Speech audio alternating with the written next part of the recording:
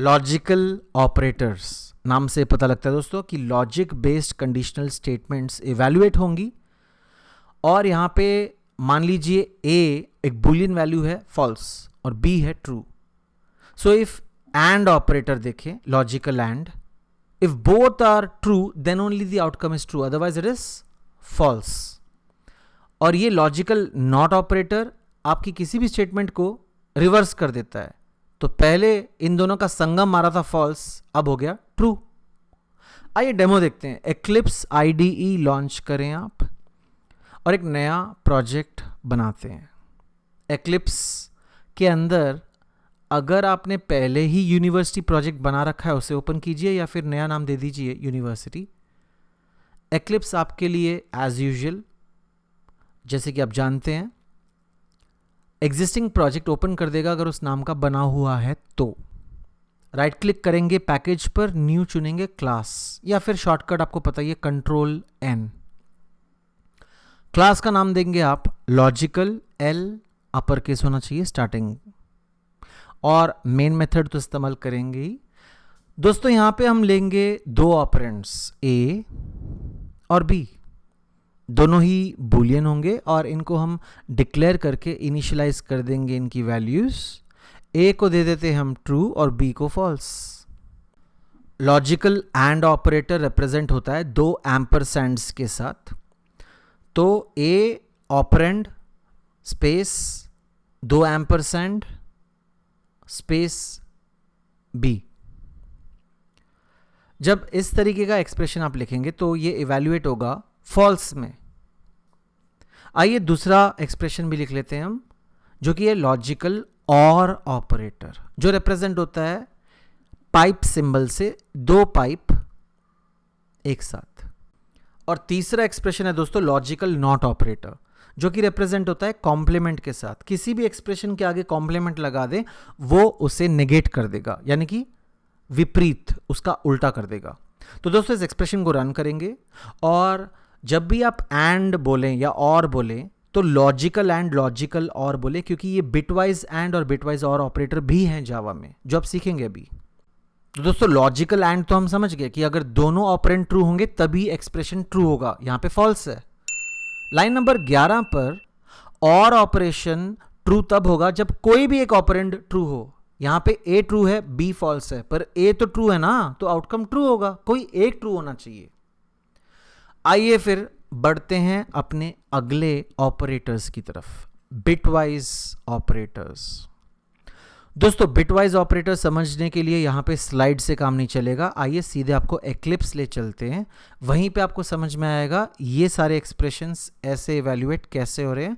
बस नाम से इतना सीख लीजिए कि बिटवाइज का मतलब होता है बिट्स के साथ ये डील करता है. दोस्तों एक नया क्लास बना लेंगे हम कंट्रोल एन प्रेस करके और नाम दे देंगे उसका बिटवाइज.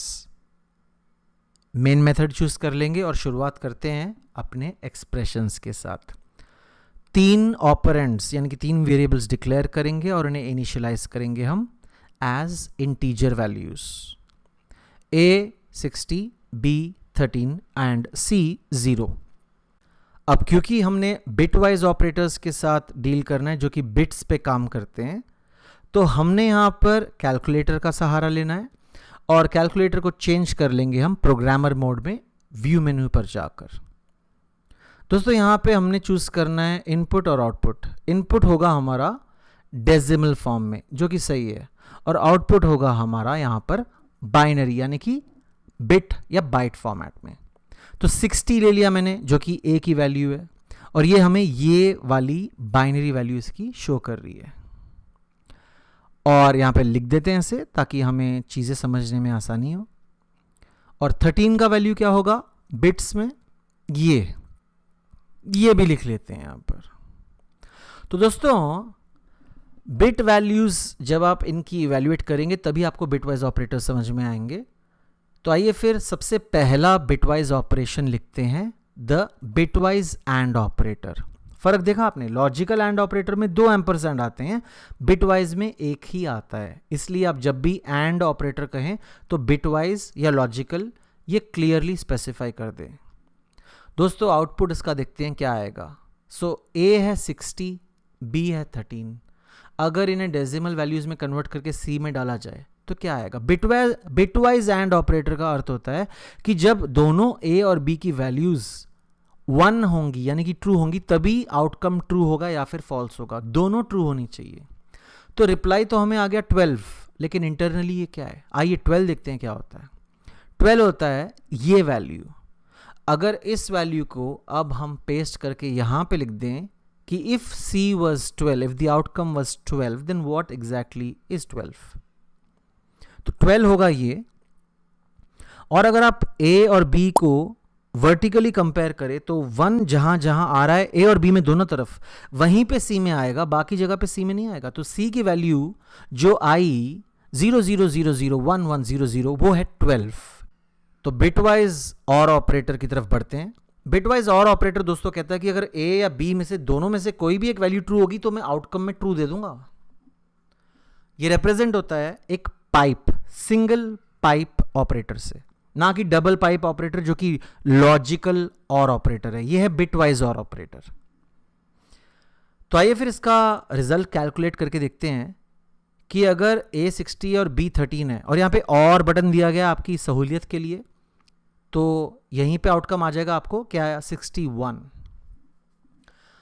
और अगर आप इसकी एप्लीकेशन को रन करके देखेंगे तो आपको रिप्लाई वही आएगा जो आपने एक्सपेक्ट किया है, 61। बहुत खूब।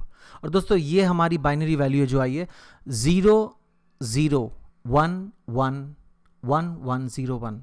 गौर से देखें, A और B जहां पे 1 है कहीं भी वहां पे 1 आ रहा है आउटकम में। आइए फिर अपने तीसरे ऑपरेटर की तरफ बढ़ते हैं, एक्सक्लूसिव और ऑपरेटर।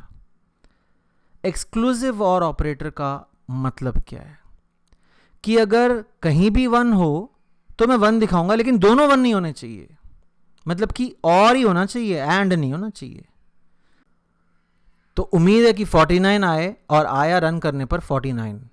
दोस्तों अगला ऑपरेटर है हमारा द कॉम्प्लीमेंट ऑपरेटर, यानी कि जो भी आउटकम होगी वो कॉम्प्लीमेंट हो जाएगी। तो A का कॉम्प्लीमेंट क्या होगा? A क्या है? 60, उसका कॉम्प्लीमेंट क्या होगा? यहां पर देखें माइनस, बिल्कुल इसका विपरीत।